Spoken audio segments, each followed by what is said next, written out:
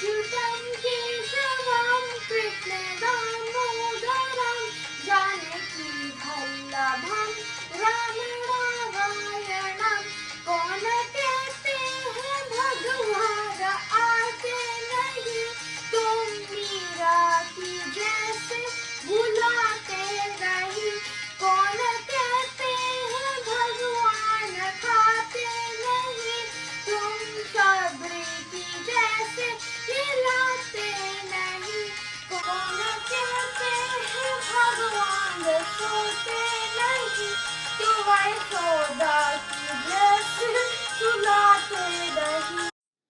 हाथी घोड़ा पाल की जय कन्हैया लाल की।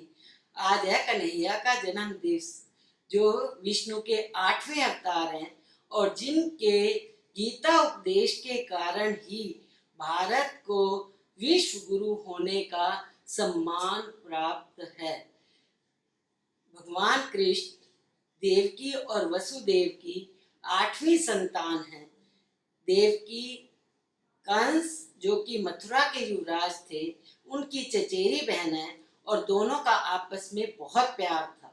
कंस ने देवकी का विवाह वसुदेव, जो कि उनका मित्र था, उससे करने की ठानी। विवाह बड़े धूमधाम से हुआ।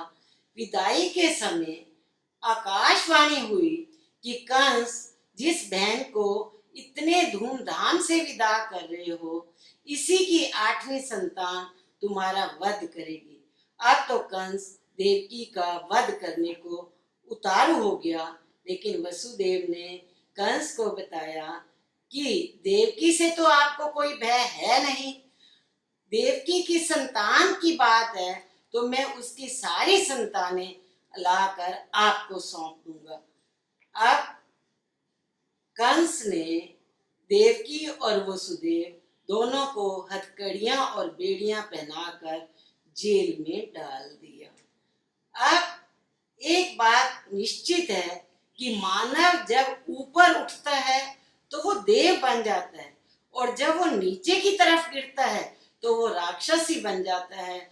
और कंस वास्तव में राक्षस बन गया और उसने देवकी के 6 पुत्रों की हत्या कर दी। 7वां पुत्र योग माया की सहायता से वसुदेव की दूसरी पत्नी रोहिणी के गर्भ में स्थापित हुआ और वो पुत्र बलराम यादव के नाम से पुकारा गया। देवकी की 8वीं संतान भाग श्री कृष्ण जी भादो मास की अष्टमी की रात 12 बजे इनका जन्म हुआ और उस समय सारे पहरेदार सो गए।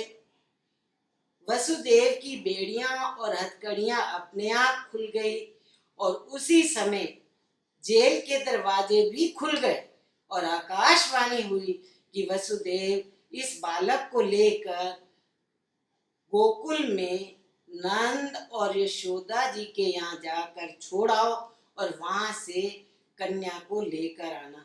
वसुदेव ने एक टोकरी में इस बालक को रखा और झमझम बारिश में यमुना नदी को पार करते हुए उस समय शेषनाग की छाया इस बालक पर और जा पहुंचे नंद बाबा के घर। वहां भी सभी लोग सोए हुए थे। यशोदा की बगल में कन्या लेटी थी और उस कन्या को वसुदेव ने उठाया और अपना बालक वहां सुलाकर आ गए। जैसे ही जेल में पहुंचे, कन्या को देवकी की बगल में लिटाया। जेल के दरवाजे अपने आप बंद हो गए। वसुदेव की हथकड़ियां और बेड़ियां स्वयं लग गई और इतने में पहरेदार भी जाग गए।